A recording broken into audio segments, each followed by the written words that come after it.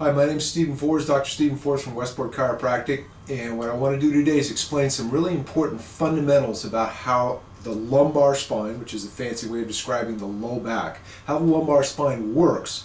Because once you understand these things, you can piece together what's the right way to lift, what's the right way to sleep, what's the right way to use your back in a lot of different circumstances if you get these basics. Now, this is a model of a spine. When things are working properly,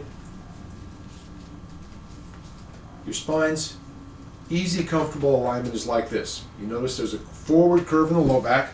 Low back curves in like this. Mid back curves that way. Neck curves like this. In that alignment, your spine is as relaxed, comfortable, and stable as it can possibly be. Now,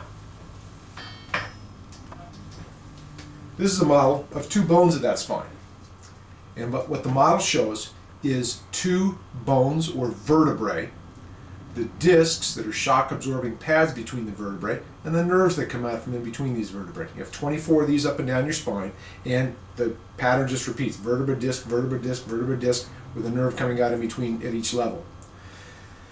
The disc has a strong outer part called the annulus and a softer inner part called the nucleus. It's in some ways kind of like a jelly donut, and it's got a firmer outside, softer inside, although the parts are much firmer than a donut would be. When discs get in trouble, what happens is the outer part of the annulus breaks down, and the nucleus or inner part pushes its way out through that annulus and pushes backwards, and in bad cases pushes on these nerves, causing pain both in the back and very often running down a leg. Now, these discs, when they cause trouble, they always push backward.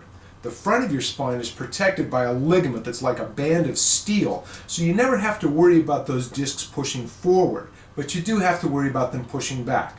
Now, imagine if I had a balloon between two books like this.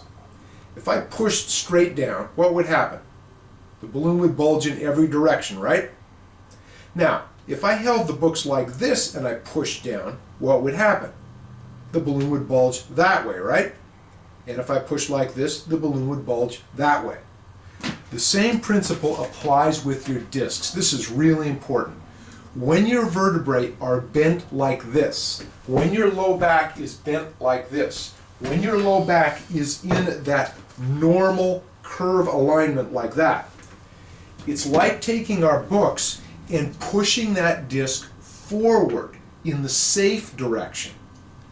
Conversely, if we let that curve in our back reverse and we go like this, then what we're doing is we're pushing that disc backward in the direction that causes all the trouble. So, big idea to get.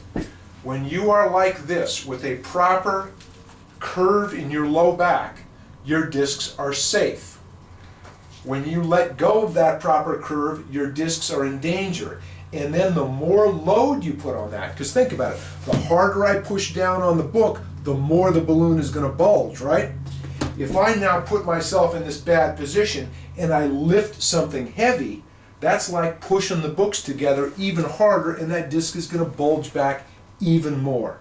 So, we're going to wind this video up now because it's already running kind of long, but these fundamentals are so important to all the other videos we're going to show you about how to use your back the right way.